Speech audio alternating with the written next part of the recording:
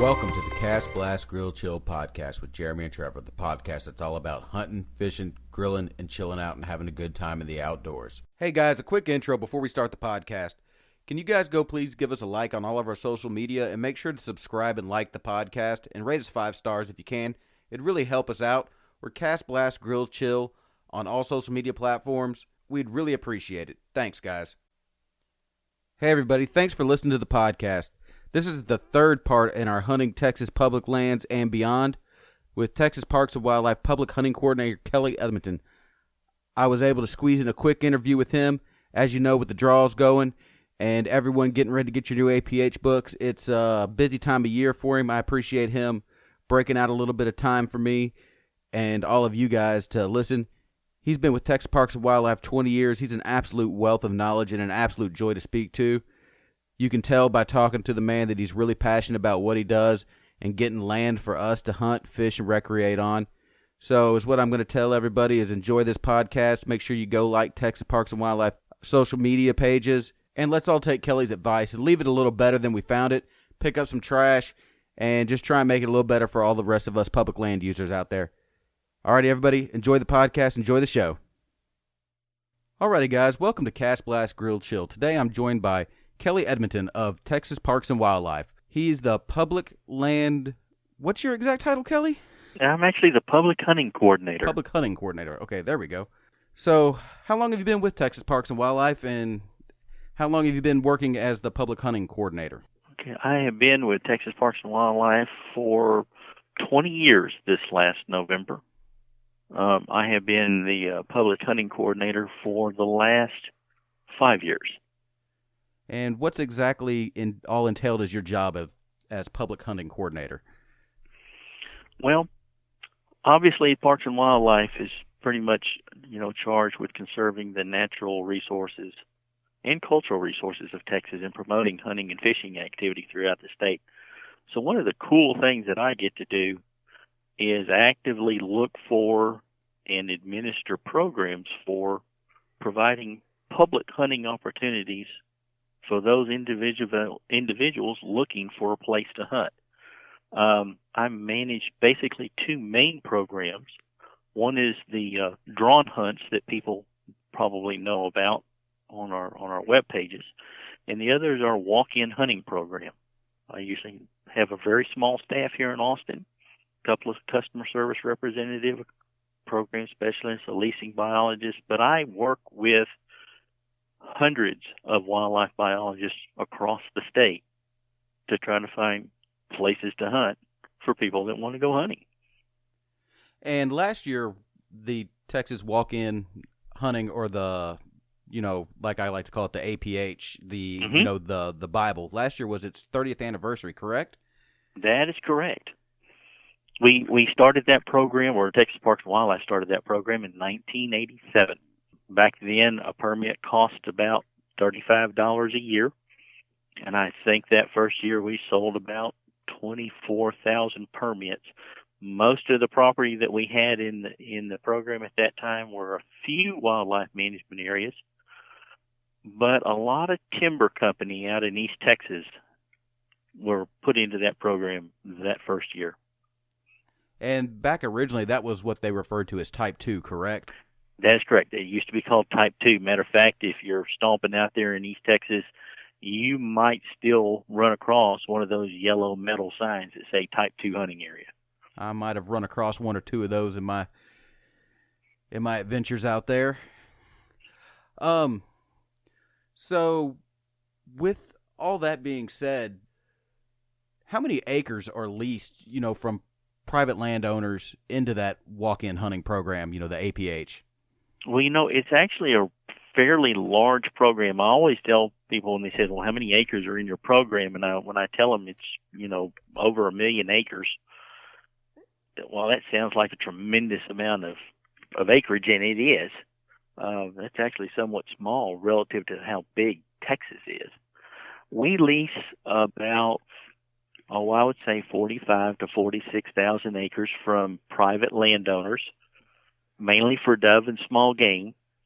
We lease currently probably another 25, 26,000 acres from private timber companies or river authorities or utility companies that have some land. Most of the rest of that, however, are comprised of wildlife management areas and state parks around the state who open up for walk-in hunts through that annual public hunting permit, or APH. Yeah, that's an excellent program. Like I was telling you when we first talked on the phone, I was looking for a place to hunt, and being a poor either high school kid or just out of high school, a lease was definitely not within my budget, and somehow, some kind of way, I got lucked into finding it, and I've been beating Texas public lands with a shotgun, a bow, a rifle, and all different manners of weapons to take everything from doves and ducks all the way up to deer every year. So that's the reason why I wanted to have you on, is so that you could kind of speak to what you guys at Texas Parks and Wildlife are doing, and kind of get the word out to some people that don't know what different things there are. The one thing I wanted to ask you, you said your biggest part of the job, aside from managing the land side of it, is the draw hunts. And there's two different kinds of, well, there's actually really three different kinds of draw hunts, but the big time hunts, that's kind of the biggest hunts you guys run there, is it not? Well, they're all drawn, but they are different. Big time Texas hunts are probably some of the highest profile hunts that we have, and there's like 7 hunt packages. They are high food, lodging, on-site transportation type of hunts that we provide on top quality ranches and stuff throughout the state. And they are designed to generate revenue that fund our conservation efforts and other public hunting opportunity. Yeah, and they're the ones that get the biggest push, probably, seasonally through direct mail and emails and on our website. They're really unique. They're unique types of hunts. Yeah, and there's usually, I know last year there was not any desert bighorns, but I know a lot of times in the big time hunts there is a draw for a desert bighorn, and that's only a $10 draw. Am I correct on that? Yeah, the desert bighorn sheep is actually part of the Grand Slam, which is the original Big Time Texas Hunt package. In other words, when we first started Big Time Texas Hunt years ago, I believe in 1996, it was the big 4 big game species here in Texas. So when you win the Grand Slam, you get a guided bighorn sheep hunt, mule deer hunt, whitetail deer hunt, and pronghorn hunt. And those hunts include taxidermy. Yeah, that's a heck of a value, and a $10 chance at that has to make it the cheapest bighorn tag available anywhere in the United States. Yes, you're right. You're probably so. I can't imagine anybody that being any more affordable than that. The difference on Big Time Texas Hunts, however, is maybe unlike some other kinds of draw, even maybe our guided bighorn, you can purchase as many entries as your wife or girlfriend will let you. Well, as much as you can sneak out of the back door of the bank account. Yeah, something like that. All righty. But we did have, and while we did not have an extra bighorn sheep permit for our normal guided bighorn draw, there was one and is one available for that Grand Slam hunt. Okay, that's kind of what I was wondering, was if there was a bighorn in the Grand Slam. I didn't draw, so I wouldn't know. There's always one in the Grand Slam. Oh, that's great to know. So the Texas Parks and Wildlife standard draw hunts, those range anywhere from $0 to $10. Am I correct in that? Yeah. The normal drawn hunts that you find online are probably, well, we've been doing drawn hunts since 1954, when we drew 50 folks to go deer hunting on the Cur. Some of those application fees are $0, and some of those are $3, and some of them are $10. As a matter of rule, the public hunting program does not charge application fees or permit fees for youth.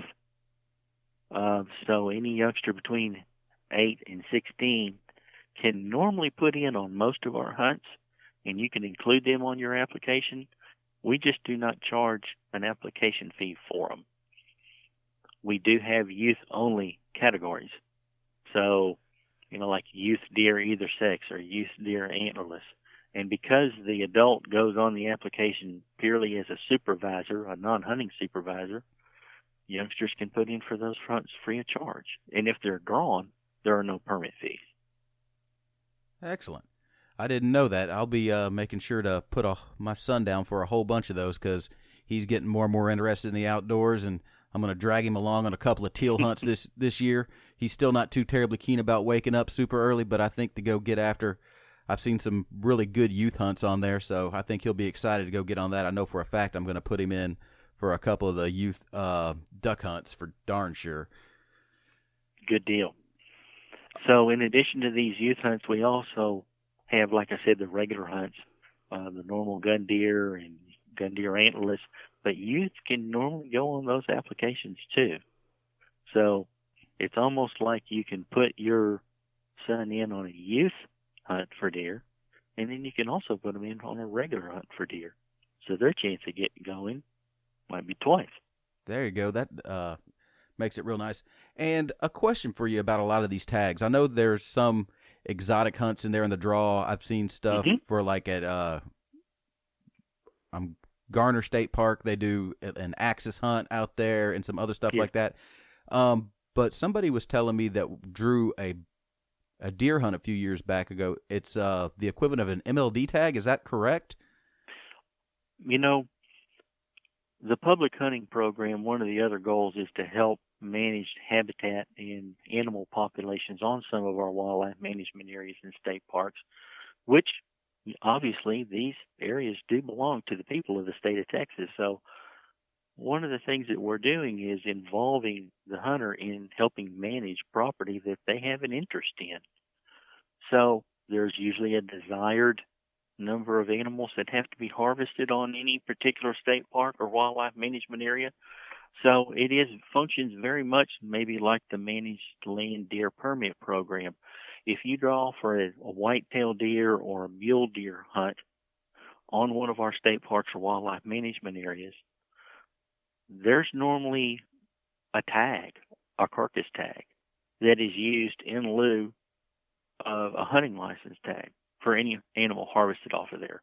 So if you draw for a deer hunt at the Cur, you're not going to be using a tag off your hunting license. You're going to be using what's called a TPWD legal deer tag, which is a white tag that's kind of made out of that little Tyvek type paper that you would attach to any harvested deer coming off of there instead of your hunting license tag. Okay, that makes sense. Yeah, he said it wasn't an MLD tag, but he said it was, the equivalent thereof. So that's really, really good to know. So even if you happen to get lucky and you live someplace where you can punch all those whitetail tags and you draw a hunt, odds are you're still going to have a tag to go hang on, hopefully a trophy animal somewhere that you pick up. We do this for whitetail deer and mule deer hunts, whether they be gun or archery. If you draw for one of our turkeys, you're still going to have a hunting license tag for your turkey. Oh, well, I'm not much of a turkey hunter, but I know some of the guys that listen are. I keep wanting to get out to West Texas to go do a spring turkey hunt and go get me a Rio Grande, but I've yet to manage to make it happen. One of the things that people do to take advantage of some of the things that we offer through our drawn hunts is not only an opportunity to go hunting for some species, but an opportunity to see a different part of Texas, a different type of land. In other words, they might have a place to hunt in the hill country, but they've never been mule deer hunting in West Texas or the Panhandle. Or they might even have a place to go hunting, eastern turkey out there in Anderson or Fannin County in East Texas, but going on a turkey hunt at the Matador Wildlife Management Area at the bottom part of the Panhandle, which is a really nice 28,000 acre WMA, is a chance to see a different part of Texas. We're large enough that we have many different ecological regions, and we try to have wildlife management areas in every one of them, just to give folks a sample of what the land looks like. Maybe a part of Texas that they're not used to seeing. That's always a cool thing about the drawings program or the walk-in program. Yeah, is either a chance to hunt something that you haven't hunted before, or a chance to see a part of Texas that you haven't been to before. Yeah, and I think probably the best memories are made, especially, bringing a kid along, especially, if you're from East Texas or even Central Texas, taking them out west someplace to go, up to the high desert and, see mule deer and, big wide open spaces that, you're just not typically used to. And, you can get up north to the canyon country and all that and see, Texas, like you said, has such a diverse geographic features, everything from coastal beaches, and marsh all the way up to, the high desert. That is true. So another question I was wanted to ask you about the draws is, does Texas have a point system like some of the other states do? We have a point system, but not necessarily the same kind of point system like other states do, especially some of the more traditional western states.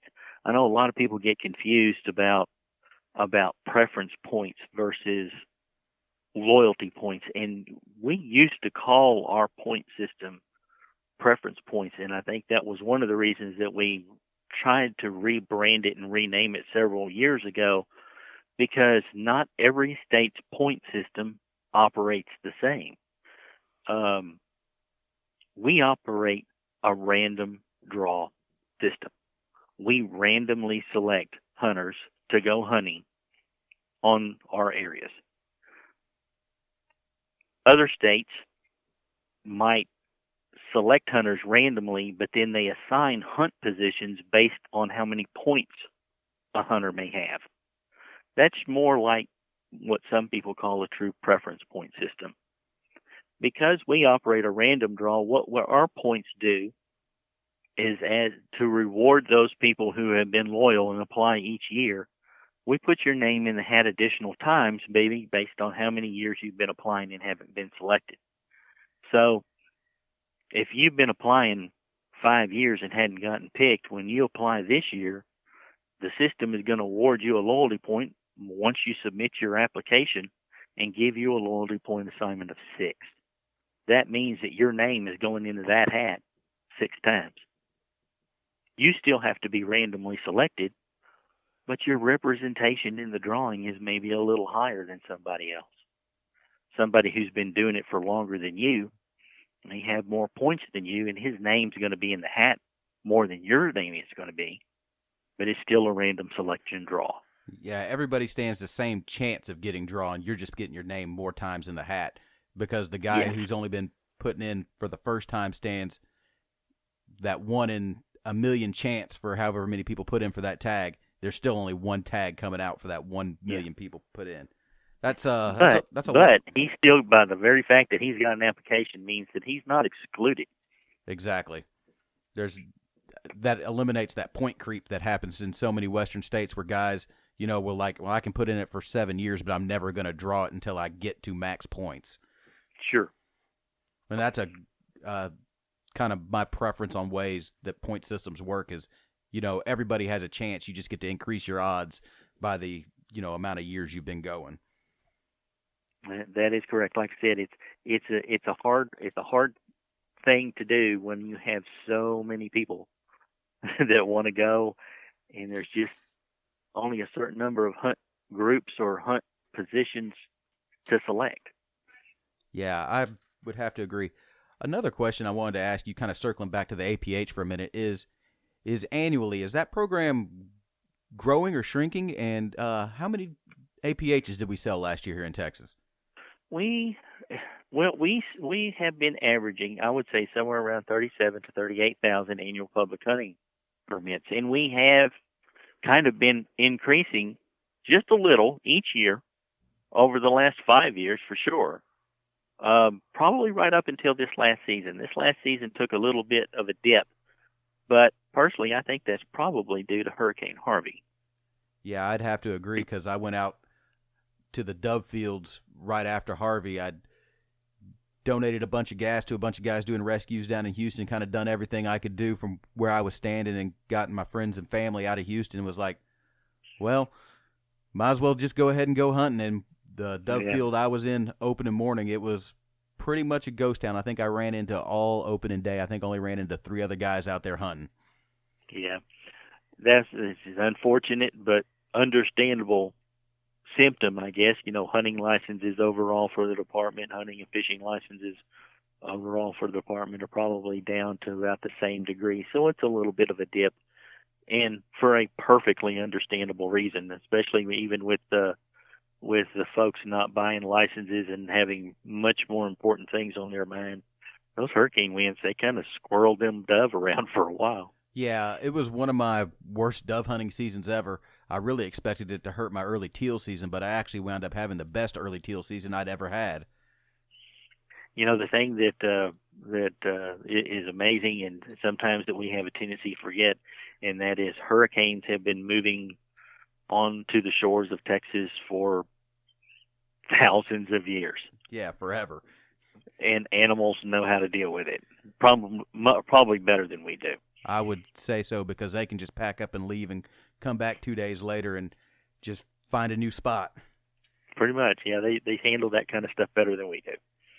Another question I wanted to ask you, I don't know if this would be exactly your purvey, but I would imagine it would be the doe permits and stuff that you can put in for the U.S. Forestry Service. I see those, yes. In like the Sam Houston National Forest and a couple different places every year, and then also the e-postcard hunts. Can you kind of explain those two things? Okay, so we do a couple of things. This is all still in conjunction with that annual public hunting permit that we spoke about. These are hunts. In the case of e-postcards, those are specifically hunts that are available only to people who have an annual public hunting permit. Therefore, maybe there are some deer, but there's a lot of small game, and they're basically specialized hunts available only to permit holders, usually at selected times and in very limited numbers. Now, these are mainly some waterfowl, pheasant, dove. There's some archery deer, youth deer even, where if you have an annual public hunting permit, you can apply for these hunts, get selected. If you're selected, you already have the permit, so there's no additional cost. And you go out to one of these wildlife management areas at times when it's pretty much closed down for you or exclusive for you. And they've started several years ago. They used to use a postcard where you'd have to mail it directly to the WMA or hunt area, but now they're all online. In addition, like I said, we manage about 5 Forest Service wildlife management areas out in the eastern third of Texas. 4 of them through management agreements with the U.S. Forest Service and Texas Parks and Wildlife area biologists who manage the deer herd on those large Forest Service WMA, are very selective in determining a desired number of antlerless deer. You can go out there and hunt buck deer on these Forest Service WMAs and use the tag from your license. At times it's allowed, but the only folks who are going to be allowed to harvest an antlerless deer are the folks who are selected specifically through the system to get an antlerless deer permit. And like the other permits that we were talking about, this is something that you would use in lieu of a license tag. If you're drawn, it comes to you automatically in the mail. It's made out of a very durable Tyvek material with cutouts for month and date. It's very specific to the Forest Service WMA, but it basically means that during the general season, you're allowed to harvest an antlerless deer and use that tag to take one legally. The Forest Service probably issues about 2,500 of these on those Forest Service WMAs. That's Alabama Creek, Moore Plantation, Bannister, and the Sam Houston National Forest WMA. Yeah, I know quite a few guys that managed to pull a Sam Houston tag last year, so I guess their deer population is quite healthy down that way. I've never been so lucky, but I also have never put in for one, but I think I'm going to change that this year. Well, there's been a couple of changes between last year and this year that folks listening might want to know about. And one of those is the fact that e-postcard draws and U.S. Forest Service antlerless deer permits are now going to require the applicant to possess a current annual public hunting permit. Well, these hunts are not going to be available for application until August 15th. August 15th? August 15th. That's when annual public hunting permits go on sale. That's when e-postcard hunts and U.S. Forest Service antlerless deer permits will first become available for purchase. Excellent. And you also said that I noticed we'd talked yesterday briefly setting up a time for this interview. I noticed that you'd mentioned that the email notification feature on Texas Parks and Wildlife's homepage for the public hunts was going to be changing. I noticed this morning that it is changed, so you can get that email notification. What's the exact URL to get to that so anyone who wants to get on the draw hunts can go there and sign up? Basically, it's www.TPWD. That's the letters that stand for Texas Parks and Wildlife Department. .texas.gov. And that'll take you to our homepage, and we're sticking right up there right now. And there's a button right in that middle of that page to sign up for email updates. The cool thing about this is that by getting onto this email list, not only will you get an email from us telling you when the drawn hunts are ready, we'll drop you a few reminder emails during the fall letting you know of imminent deadlines. Yeah, I need those so emails. as each drawn hunt deadline approaches, we'll send you a little email going, hey, August 1st is coming up. August 15th is coming up. Here are the drawn hunt categories that have deadlines. We do the same thing for September. We'll do the same thing for October. It's a pretty good mnemonic device. Yeah, I definitely need that because every year I'm always like, oh, well, that one's not till September or the 1st of October. I can just wait, and I'll save a little bit more money and go buy a few more shotgun shells for dove, and then I get around to it, and then I'll be like, oh, yeah, I need to go put in for that. And it seems like it's always the day after when I get back to it. Yeah, well, this is the way to help remember those important deadlines is to sign up for these email updates. Definitely, and I already made sure that my name was in there, even though you said that anyone who has previously signed up, in the draw should get an email notification that the draws are open whenever they open. Is that correct? Yes, sir, it is. So I wanted to ask you a question. I don't know if you know the answers to this or not, but I hope you do. Are there any lesser-known public hunting areas around the state besides just the stuff that's in the APH and the walk-in hunting and the WMAs and the National Forest? Are there any kind of other areas that are available, to us as Texans to go out there and hunt? Well, Jeremy, we actually talked about this, previously when you had contacted me. Public hunting in Texas is not all under one roof. So far, what we've been talking about is obviously the public hunting that's administered by Texas Parks and Wildlife. And we not only obviously draw some hunt positions with our partners with the Forest Service, there's a few national wildlife refuges along the coast that we've been doing draws for a couple of years, and we'll be doing it again this year. But there is other public hunting out there in Texas that's not offered directly through Texas Parks and Wildlife. The U.S. Army Corps of Engineers, which we have agreements with for some of our WMAs, still has a public hunting program that's fairly robust all on its own. The Fort Worth District of the U.S. Army Corps of Engineers has some properties, some of its lakes in our program, but they also have lakes where the Corps themselves administers their own hunting program. And this is small game, birds, it's deer, it's feral hogs.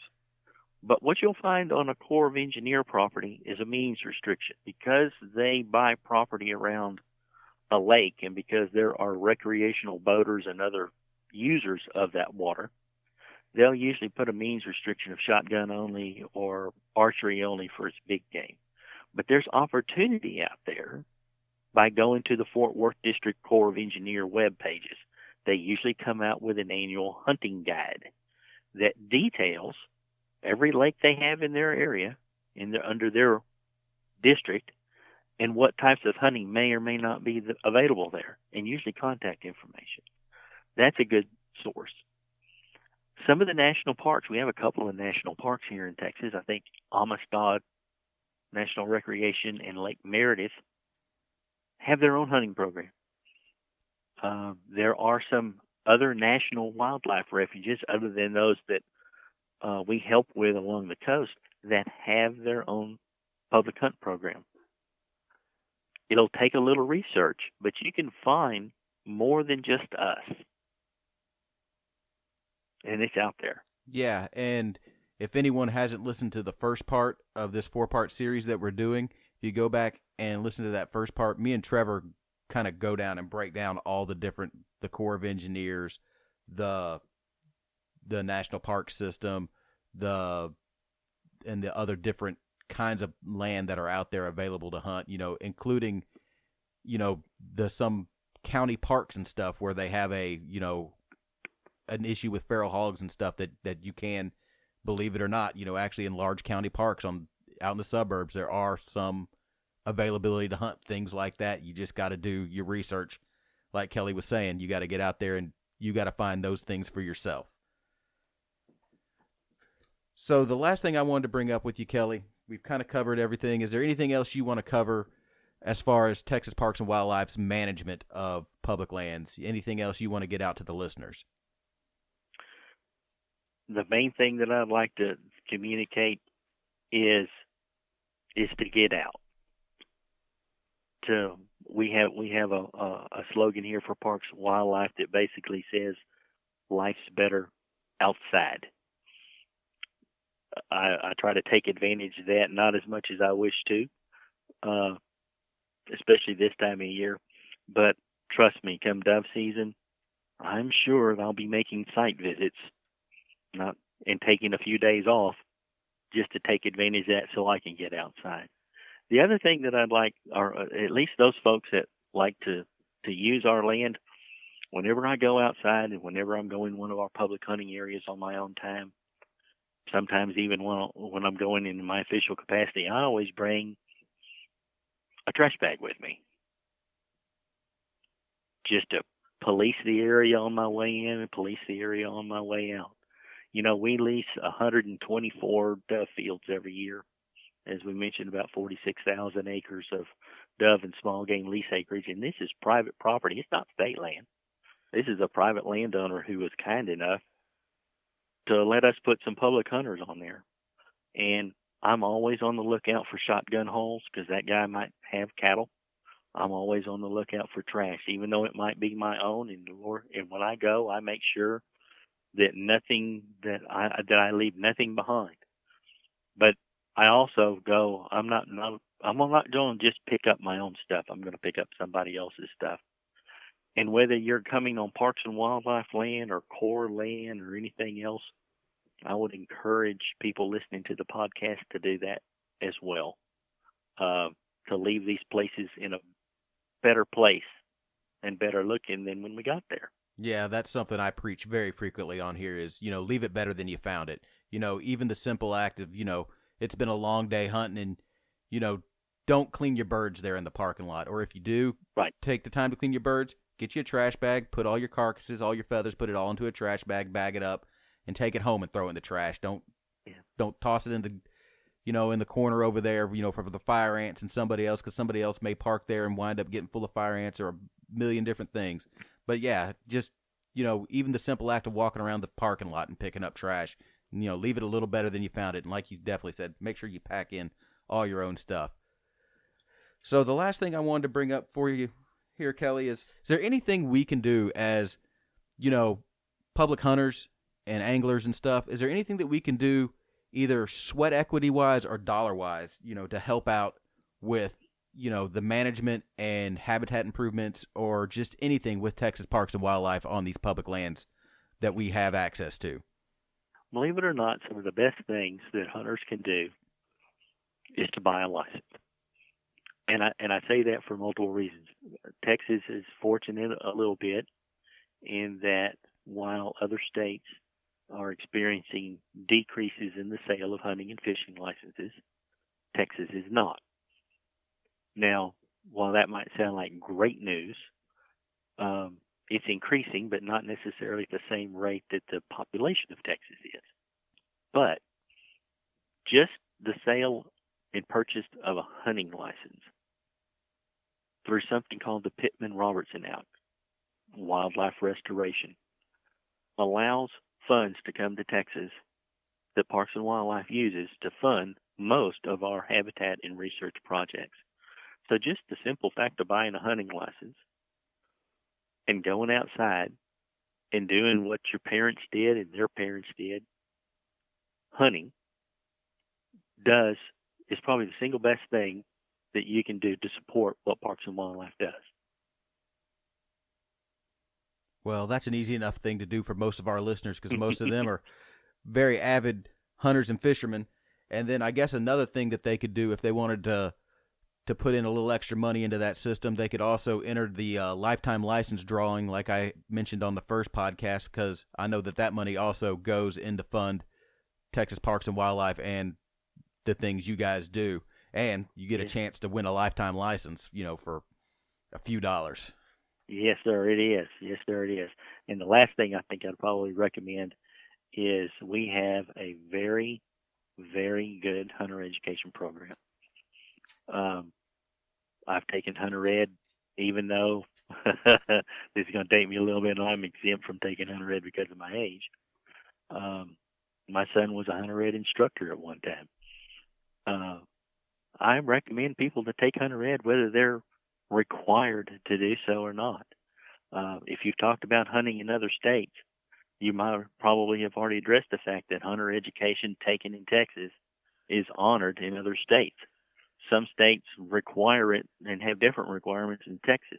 It's never a bad idea, like I said, to schedule and take hunter ed. It's pretty simple now. They have an online class.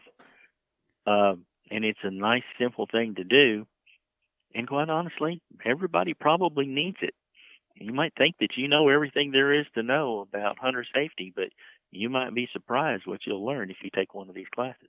Yes, I really enjoyed my class, and I actually mentioned I can't remember if it was in the first podcast in the series or another one that, my son will turn 11 in August, and I'm going to be taking him this year to go take hunter's education because he's gotten to the point now where I feel like I can trust him to be just slightly out of sight and, in a dove field or something like that, and he won't do anything ridiculous with a shotgun in his hand or with his bow in his hand. So I feel like I could put him in a deer stand, 50 or 100 yards away and him be safe.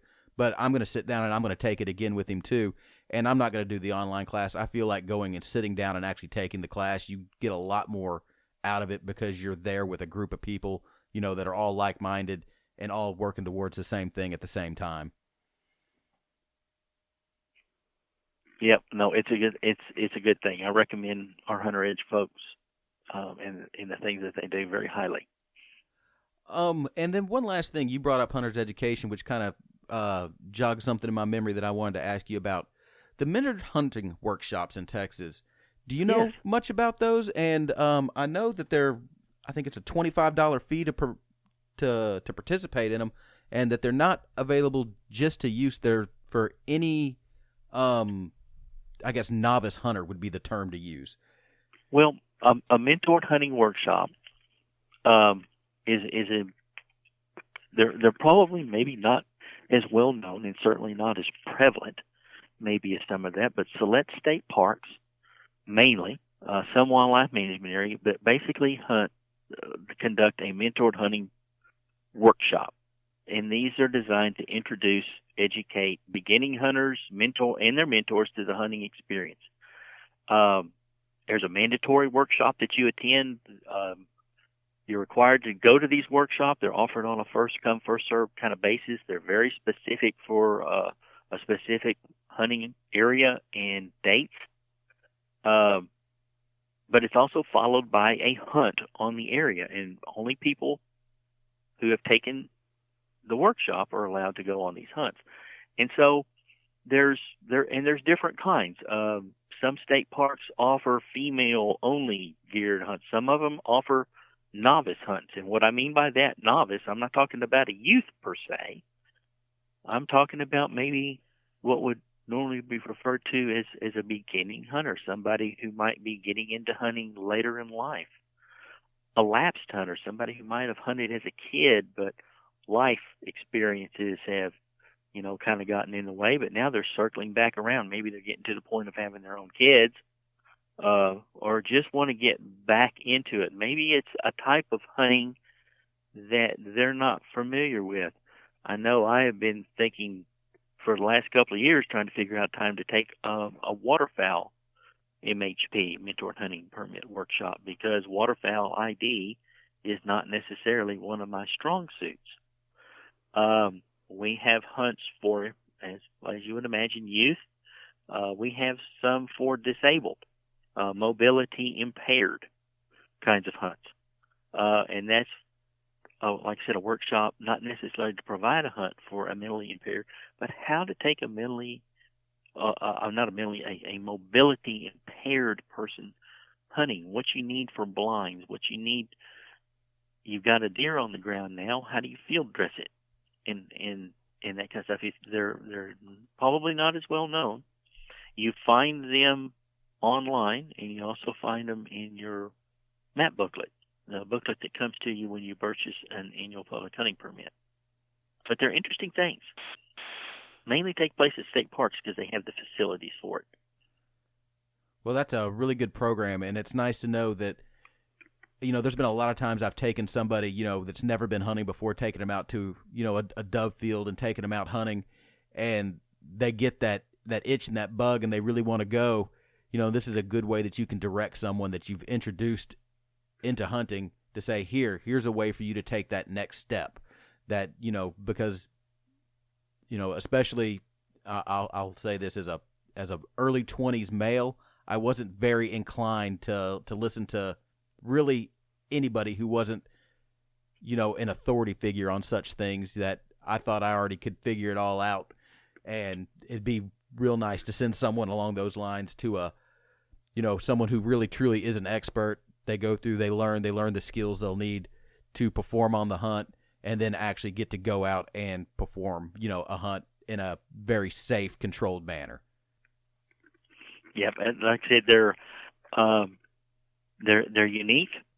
We're trying to encourage folks to have them more, so they're a little bit more prevalent. It's one option offered through Texas Parks and Wildlife. The Hunter Education Division here also has workshops that they call Hunting 101 that are worth checking out on the web. And I would encourage folks to do that if this style of hunting may appeal to them. Well, I appreciate it, Kelly. Is there any final thoughts you have that you want to get out there to the listeners of the Cast Blast Grill Chill podcast? No, Jeremy, I really appreciate you letting me come on and talk a little bit about it. I've told you before, sometimes you get me started, I'll talk too much, but I just want everybody to have a good time and be safe. I couldn't agree more. Everybody get outside, go enjoy it, go enjoy our public lands, go catch a fish, go start driving around looking for doves and looking for bucks and everything else, guys. I appreciate it. Y'all listening. Have a good one.